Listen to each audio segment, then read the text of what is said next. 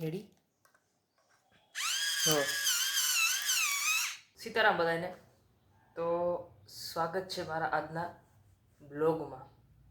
તો આજે તમને હું જે ડ્રોઈંગ મેં દોર્યા તમે જોયા છે વિડીયો પહેલાંના, એ ડ્રોઈંગમાં હું શું મટીરિયલ વાપરું છું, એટલે કે પેન્સિલ આવી ગયું, ઇરેઝર આવી ગયું, ડ્રોઈંગ પેપર આવી ગયું, પછી જે બ્લેન્ડિંગ કરવું એ શું શું વસ્તુ ટૂંકમાં વાપરું છું, કઈ વસ્તુ વાપરું છું, એના માટે ખાસ વિડીયો તમારા માટે બનાવ્યો છે. તો આજે તમને બધી વસ્તુ હું દેખાડવાનો છે કે જે હું ડ્રોઈંગ બનાવું છું એમાં હું શું શું કેવી રીતના શું વાપરું છું, એનો ઉપયોગ કેવી રીતના કરું છું, એ તમને આજના વિડીયોમાં હું દેખાડવાનો છું. તો ચાલો વિડીયોને આગળ વધારીએ. જોઈ લો, આ છે ડ્રોઈંગ બુક નથી પણ એક પેપર આવે તો તમને દેખાડો. આખું પેપર છે ને અલગ જ આવે, વસ્તુ બહુ સારી આવે, બહુ થિકનેસ જો આની જાડાઈ જો, જે આ રેગ્યુલર ડ્રોઈંગ બુક આવે ને એની કરતાં બહુ જાડી છે. એટલે આમાં જે ડ્રોઈંગ કરવાનું છે, ઓરિજિનલ જે ડ્રોઈંગ સ્કેચ કરવું હોય ને આવા કાગળમાં દોરાય. એટલે તમે શીખતા હોય ત્યાં સુધી હાલે, પણ આ તો અહીંયા નથી મળતું. મેં ઓનલાઈન મગાવ્યું હતું, ઓનલાઈન નહીં સોરી, હા મારો ભાઈ અમદાવાદ ગયો હતો ને ત્યારે મેં કીધું કે ભાઈ તું લઈ આવ, તો એ લેતો આવ્યો. આની કરતાં મોટા પેપર, આ A4 સાઇઝ છે, આની કરતાં મોટા ડ્રોઈંગ હોય ને એમાં મજા આવે દોરવાની. હવે આ શરૂઆત કરી દઉં. તો મને આ છે મારા માટે બ્લેન્ડિંગ બ્રશ, જે શેડો હું કરું ને એ. શરૂઆતમાં તો મારી પાસે આ જ વસ્તુ હતી. જ્યારે પહેલી વાર હું ડ્રોઈંગ શરૂ કર્યું ને ત્યારે આ વસ્તુ મારી પાસે હતી. આની એક ખાસિયત એ છે કે આ મેં જાતે બનાવેલું છે. યુટ્યુબમાં વિડીયો આવે ને, કારણ કે ત્યારે મારી પાસે એટલું પૈસા નહોતા, જ્યારે લોકડાઉનમાં હતું ત્યારે પૈસા મીન્સ કે કેમ બનાવું ખ્યાલ નહોતો, થોડોક હું એમાં શું કહેવાય કચાશ કરતો હતો. આ એટલે પછી મેં યુટ્યુબમાં વિડીયો જોઈને આ બનાવ્યું. તો આ એટલું સક્સેસ ગયું ને, તો એ હજી સુધી હાલે છે મારે ટૂંકમાં. પછી મેં આમ એક બે એમ જ બનાવાય, આમાં કંઈ બહુ અઘરું છે નહીં, પેપર વાળીને. જો તમે કહેશો તો એક વિડીયો આના માટે બનાવી દઈશ. આ પણ છે ઓલું કાનહળી આનો મેં વ્યવસ્થિત ઉપયોગ કર્યો બ્લેન્ડિંગ માટે. પહેલાં આથી જ હું કરતો, પછી ધીમે ધીમે આ બ્રશ મગાવ્યા. આ છે મેકઅપ બ્રશ, મારે બ્લેન્ડિંગ માટે આવા જ હાલે. કારણ કે આમાં જે ઓલી જે હોય ને શું કહેવાય પીછી, એ સાવ એટલે સાવ સોફ્ટ હોય, એટલે એ મારે ટૂંકમાં શેડો કરવો હોય ને, શેડો એમાં મારે ઘણી આસાની રહી. અને આ જે છે ને એ ઇરેઝર છે. તો આ ઇરેઝર આપણે વાપરીએ છીએ એ રેગ્યુલર. આ ઇરેઝર પેલું પ્રેસ કરવી, થોડું ઝીણવટવાળું કામ હોય ને એમાં મારે આ ઇરેઝર જોવાનું. આ છે સૌથી નાનું ટોમ્બોમોનો ઇરેઝર, હાવ પાતળું, કે જ્યાં શેડો કરવાનો હોય ને, જ્યાં આ કે જ્યાં હાવ જરી કેવું બારીક એવું ચક હોય તો એના આનથી થાય. હજી તમને દેખાડું છે બરાબર, એ છે આ જો આ જે વસ્તુ એવી છે ને કે આનાથી છે ને ગમે એ શેપ વાળું થઈ જાય. આ થોડું કડક થઈ ગયું છે. શરૂઆતમાં જ્યારે ઓનલાઈનમાં મગાવ્યું હતું ને હાવ સોફ્ટ, એટલે હાવ સોફ્ટ એટલું. એટલે આ તમારે ગમે એ શેપ કરવો હોય ને એ આ થઈ જાય. જેમ કે જો આમાં થોડું પ્રેસમાં કરવું પડે છે, તો આ થઈ જાય નાનો એવો શેપ અવડો એવો.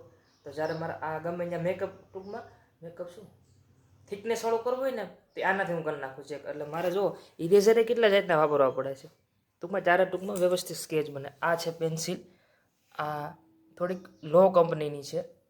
આ B2 C2 ઓલો આવે ને B6 ને B7 ને એવી HB 2B આ ઈ છે. અને આ છે કંપનીની સારામાં સારી કંપની, આર્ટલાઇન કંપનીની છે.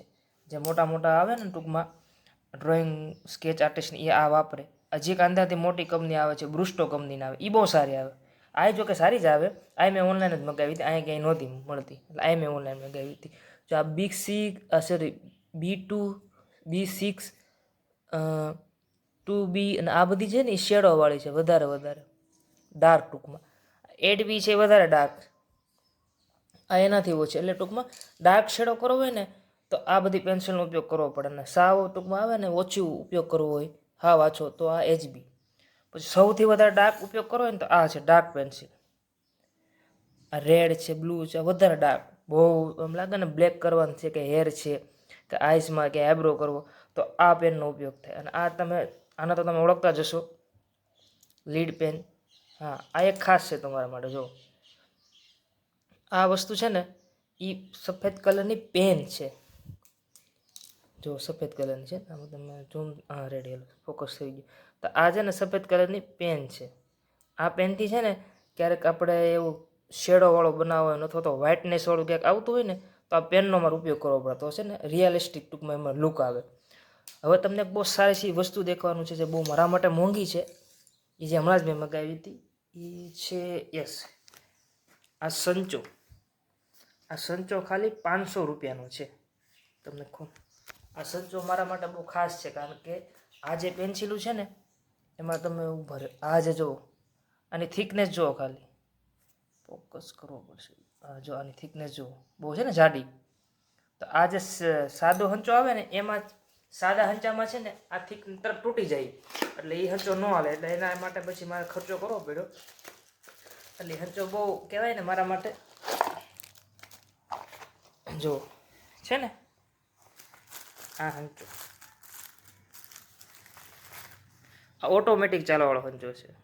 ઉપર ડાયરેક્ટ પેન્સિલ નાખું ને એટલે ડાયરેક્ટ અણી નીકળી જાય. જો એક તમને ડેમો દેખાડું.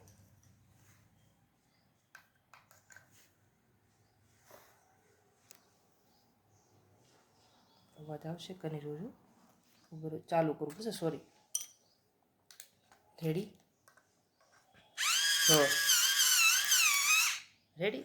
જો નીકળી ગઈ ને, કેવી બાકી મસ્ત અણી નીકળી, કાંઈ ઘટે નહીં. જો એના આના માટે જ મેં આ ખર્ચો સ્પેશિયલ કર્યો છે. હંચાની ખાસિયત છે.